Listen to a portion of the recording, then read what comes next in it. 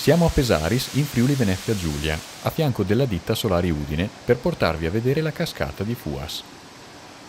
La cascata si raggiunge dalla strada statale 465 della Val Pesarina. Si prende la strada forestale adiacente alla ditta Fratelli Solari e ci si incammina per un facile sentiero. Il percorso prevede il passaggio su un ponte in pietra, piuttosto stretto, che è possibile evitare se non doveste sentirvi di camminarci sopra.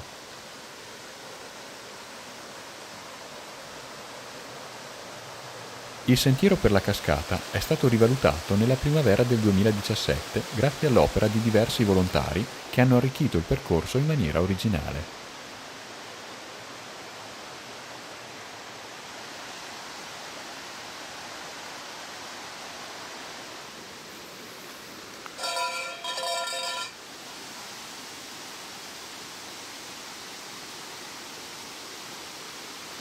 La cascata di Fuas è formata dal torrente Possal, che nasce a quota 1572 metri.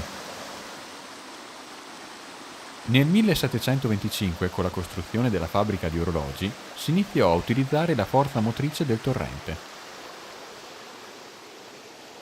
Dopo circa 15 minuti di cammino con pochissimo dislivello, si arriva a quota 880 metri dove appare la cascata.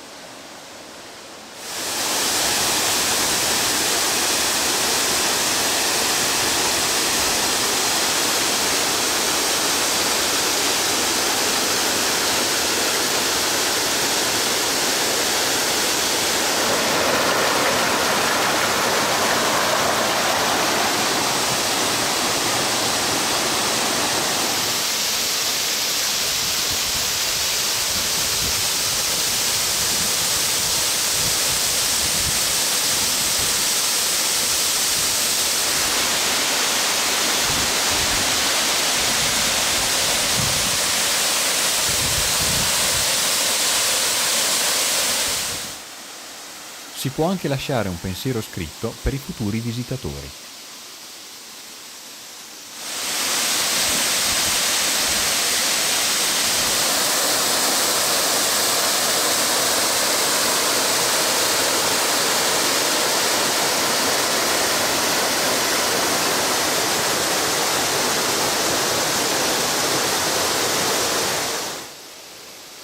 È possibile avvicinarsi parecchio alla cascata senza bagnarsi, in quanto le rocce circostanti la proteggono dal vento.